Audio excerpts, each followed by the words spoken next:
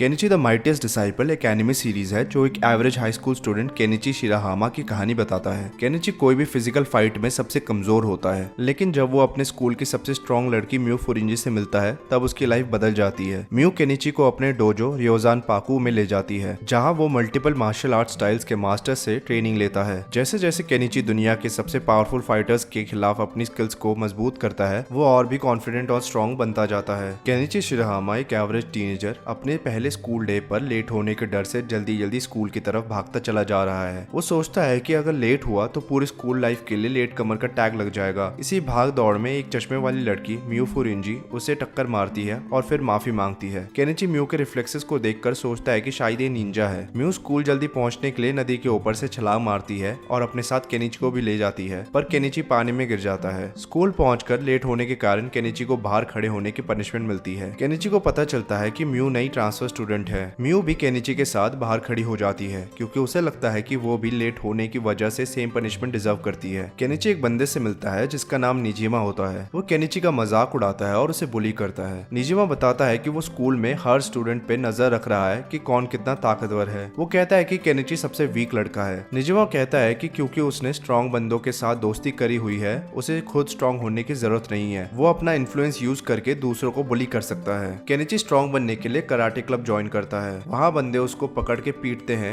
और उसे बुरी तरह से बुली करते हैं। केनिची सोचता है कि कराटे क्लब ज्वाइन करना वेस्ट हो गया क्योंकि यहाँ पे उसे कोई कुछ सिखाने नहीं वाला। कराटे क्लब का एक बंदा दाइमोंजी केनिची को कहता है कि नेक्स्ट वीक एक मैच रखते हैं, जो हारेगा उसे कराटे क्लब छोड़नी पड़ेगी। केनिची सोचता है कि वो कुछ भी करके स्ट्रॉन्ग बनेगा और फिर कमजोर लोगों की मदद करेगा। कुछ गुंडे एक बुजुर्ग आदमी को परेशान करते हैं। ये देखकर म्यू को बहुत गुस्सा आता है। वो उन गुंडों को उस बुजुर्ग आदमी से माफी मांगने को कहती है। केनिची हीरो की तरह एंट्री मारने की कोशिश करता है पर मुंह के बल गिर जाता है। वो गुंडा केनिची को मारने ही वाला होता है, तभी म्यू उसे बचाती है और गुंडों को पीट देती है। केनिची म्यू से बहुत इंप्रेस हो जाता है। म्यू केनिची की ब्रेवरी से इंप्रेस्ड होती है। म्यू उसे कहती है अगर तुम स्ट्रॉन्ग बनना चाहते हो तो मैं एक जगह जानती हूँ जहाँ तुम ट्रेनिंग कर सकते हो। केनिची वहाँ पहुँचता है और वहाँ एक डोजो होता है जिसका नाम रियोजान पाकू होता है। केनिची वहाँ का दरवाजा खोल नहीं पाता। एक बुजुर्ग आदमी आता है और एक उंगली से गेट खोल देता है। केनिची बुजुर्ग अंकल जी को कहता है उसे म्यू ने यहाँ भेजा है। अंकल अपना नाम बताते हैं हायातो। हायातो केनिची को डोजो के अंदर लेके जाता है। वहाँ केनिची एक तगड़े बंदे से मिलता है जो थाईलैंड से आया हुआ है। उसका नाम आपाचाय होपाचाय होता है। केनिची एक लड़की से मिलता है और उसे देख के लट्टू हो जाता है। केनिची शियो से मिलता है जो उसे कराटे सिखाने से मना करता है। वो कहता है अगर मैं केनिची का टीचर बन गया इतनी मुश्किल ट्रेनिंग कराऊंगा कि वो 3 दिन में ही मर जाएगा। ये सुनकर केनिची बेहोश हो जाता है। जब उसकी आंखें खुलती हैं, म्यू उसे बताती है कि वो हायातो की ग्रैंड डॉटर है और वो इसी डोजो में रहती है। शियो साकाकी कराटे मास्टर होता है। आपाचाय होपाचाय मुई थाई बॉक्सिंग का मास्टर होता है। केनसेमा चाइनीज केनपो का मास्टर होता है। आकिसा में कोई सूजी जुजुत्सु का मास्टर होता है। स्वर्ड्स और वेपन की मास्टर शिगुरे कोसाका होती है और वो बुजुर्ग अंकल इनके लीडर होते हैं। उनका पूरा नाम हायातो फुरिंजी होता है। केनिची रियोजान पाकू ज्वाइन कर लेता है। केनिची को पता चलता है कि म्यू इन सब का ध्यान रखती है और सारा काम खुद ही करती है। केनिची सोचता है कि ये कितने बड़े मॉन्स्टर्स हैं जो सारा काम म्यू से करवा रहे हैं। हायातो कहता है कि आकिसामे को ही केनिची की ट्रेनिंग शुरू करनी चाहिए। अगर कोई और उसको ट्रेन करेगा केनिची की 1 हफ्ते में ही मौत हो सकती है। आकिसामे केनिची को ट्रेन करना शुरू करता है। केनिची की ट्रेनिंग बहुत ही ज्यादा खतरनाक होती है। आकिसामे कहता है आज तुम्हारा पहला दिन था इसलिए इजी ट्रेनिंग कराई है, कल से तुम्हारे असली ट्रेनिंग चालू होगी। म्यू को देखकर केनिची का मूड अच्छा होता है और वो पॉजिटिव सोचता है। आपाचाय केनिची को एक वॉकिंग स्टिक बना के देता है। नेक्स्ट डे आकिसामे फिर से केनिची को ट्रेन करता है और फिर आपाचाय भी उसे ट्रेन करता है। स्कूल से आते टाइम म्यू कराटे क्लब वाले बंदे की बातें सुनती है कि डायमोंजी कैसे केनिची को फाइट में पेलेगा। म्यू सोचती है कि उसे केनिची की मदद करनी पड़ेगी। म्यू शाम को उसे एक टेक्निक सिखाती है। केनिची 1 हफ्ते तक तगड़ी ट्रेनिंग करता है और वो दिन आ जाता है जिस दिन उसकी डायमोंजी के साथ फाइट है। दोनों के बीच में फाइट शुरू होती है। डायमोंजी केनिची को एक मुक्के से उड़ा देता है। केनिची गिव अप नहीं करता। वो डायमोंजी पे अटैक करता रहता है इवन दो डायमोंजी को थोड़ा सा भी डैमेज नहीं होता। केनिची उसे डॉज करता रहता है। डायमोंजी धीरे धीरे थक जाता है। केनिची डायमोंजी पे म्यू की बताई हुई टेक्निक यूज करता है और उसे पटक देता है। केनिची फाइट जीत जाता है और डायमोंजी को कराटे क्लब छोड़ने की बात पे रोना आता है। केनिची कहता है मैंने थ्रोइंग मूव यूज करा है जो कराटे में इलीगल होता है, इस हिसाब से डायमोंजी विनर है। कराटे क्लब मुझे छोड़नी चाहिए। निजिमा केनिची से मिलता है और उसे कहता है कि मेरे हिसाब से तुम विनर हो। वो ये कहता है कि जो उनके मैच में रेफरी साइजो सुकुबा था वो अब केनिची को फाइट करने के लिए एक्साइटेड है। ये सुन के केनिची डर जाता है। साइजो सुकुबा सोचता है केनिची में कोई टैलेंट नहीं है और 1 हफ्ते में इसको फाइट करना कैसे आ गया। क्या अब तक केनिची कमजोर होने का नाटक कर रहा था? सुकुबा के बारे में सोच के केनिची थर थर कांपता है। निजिमा म्यू को सुकुबा सुकुबा के बारे में बताता है। केनिची कहता है सुकुबा आज तक किसी से नहीं हारा है। आकिसामे को केनिची के सिचुएशन के बारे में पता चलता है और वो केनिची को और खतरनाक ट्रेनिंग कराता है। इस बार केंसेमा और फिर आपचाई भी उसे ट्रेन करते हैं। केनिची के पापा उसे डांटते हैं कि पैसे लेने के बाद कौन अपने स्टूडेंट्स को ऐसा पेलता है, तुम एक काम करो वो डोजो छोड़ दो। केनिची के पापा को उसकी बहुत फिक्र होती है और वो गन निकाल लेते हैं। केनिची की माँ कहती है हमें अपने बेटे को ट्रस्ट करके उसे फ्रीडम देनी चाहिए। स्कूल में सुकुबा केनिची के पास जाता है और दोनों में फाइट हो जाती है। सुकुबा केनिची को हरा देता है और कहता है तूने दाइमोंजी को तुक्के से हरा दिया। म्यू केनिची से मिलती है। वो उससे पूछती है कि उसे चोट कैसे लगी। केनिची कमजोर न दिखने के लिए उसे कहता है कि वो सीढ़ियों से गिर गया था।